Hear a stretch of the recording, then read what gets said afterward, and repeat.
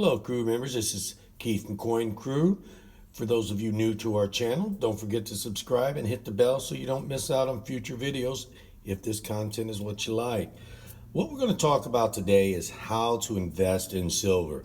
There are several different ways. A lot of people say, oh, you should buy only the best stuff. You should buy all the sovereign stuff. My opinion is buy it the least expensive way possible and slowly build your stack.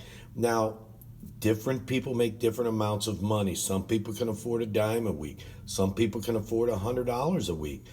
What you want to do is you want to go over your personal finances and figure out how much you can afford. Because you walk in a gas station, you're going to sit there and you're going to spend, $5 just wasting the money.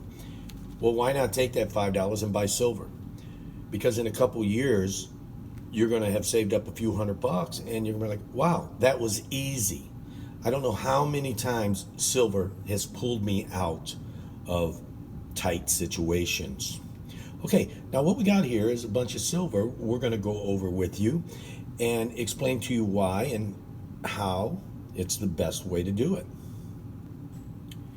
Here we're looking at some pure silver rounds. These are all 999 fine 1 ounce silver. Most popular being the 1 ounce buffalo. Now normally you can get these for $1 to $2 over spot, but this time the premium's up quite a bit and it's costing you around $3 to $5 depending on where you go.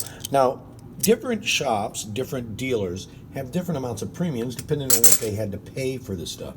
So for those of you that like 999 fine stuff, the best way to go is with the generic 1 ounce rounds.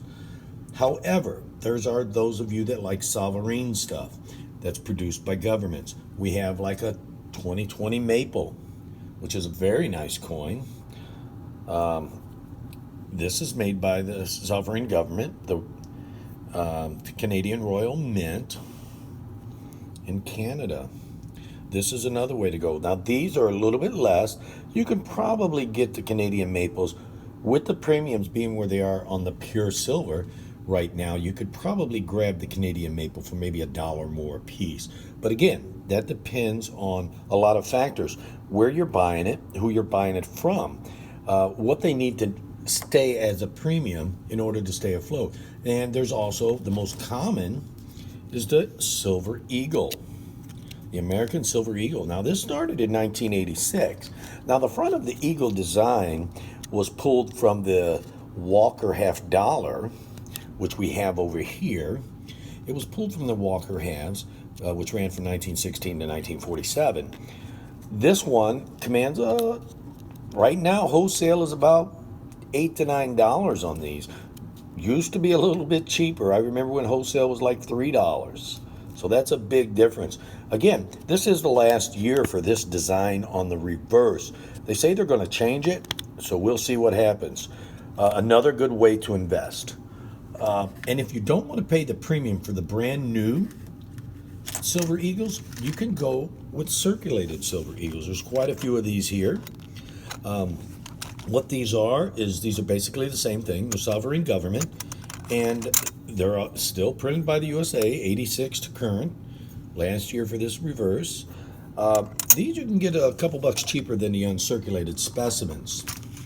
And you have another way of doing it. You can go with silver dollars.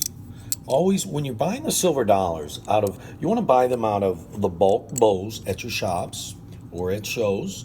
The bulk bowls tend to be a little bit cheaper. They tend to be average circulated. Just happens to be a little bit nicer looking one. However, up the top here you can see a little nick in it, and that's probably why it's in the bowl. This is a little bit better days, it's a little rougher. Most of them in the bulk bowls for the lowest price would be your 1921 Morgans and Peace dollars. Now you can go with 90%. Now 90%, there's all kinds of options. You got Roosevelt dime, Mercury dimes, Washington quarters, standing quarters sometimes. Half dollars, you got the Kennedys, Franklins, and Walkers. Now, as I was saying earlier, the Walker is the same design as the American Silver Eagle.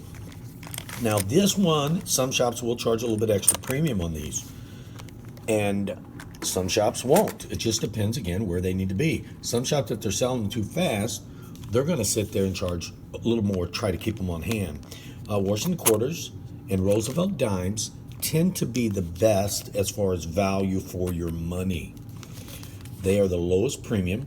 Right now, melt's right around 20 times. You can pick these up around 21 times face. Some shops may charge 22, 23. It wouldn't be out of line. You can go for a Mercury Dime. As you can see, we got quite a few Mercury Dimes here. The Mercury Dimes usually command a little bit bigger premium than the Roosevelt Dimes. And as I was saying, you can do this for a low cost of a couple bucks a week. I have kids coming in buying 1 or 2 dimes a week with their allowance. I don't know how many times in the past, before I opened up a shop, where silver has sat there and pulled me out of a rut. Now, again, everybody has their own financial situation.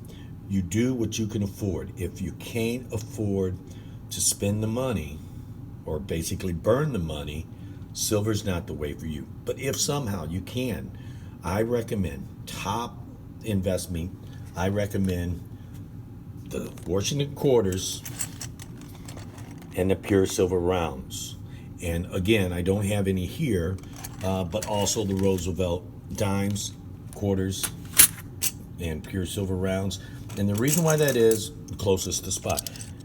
If spot goes way up, which eventually it will someday, it will not make a whole lot of difference whether you have these, this, quarters, halves, dimes, doesn't matter.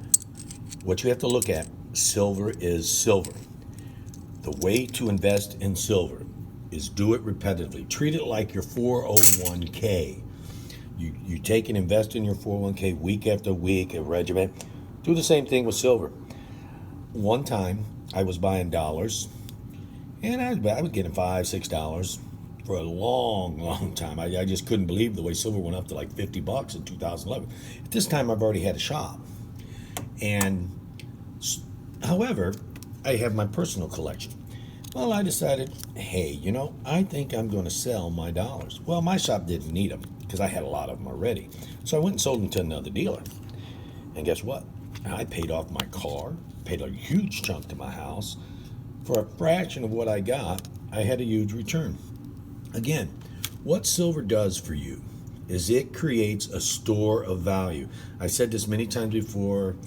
Don't want to sound like I'm hitting my head against the wall, but the truth is, in 1965, you had a 64 and a 65 quarter, and today you have both those quarters. In 65, you bought a gallon of gas for a quarter. And today, you take that 65 quarter, it's not going to get you no gallon of gas by far.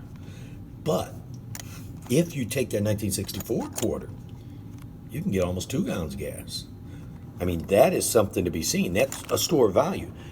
Remember, silver doesn't necessarily make you money. It stores your value. The best way to invest in silver, repetitively and low cost. Visit your local coin shop, aka LCS, and see what they can do for you. Anyway, this is Keith. If you like this video content, please subscribe, share, and don't forget to hit the bell. Thanks. Bye.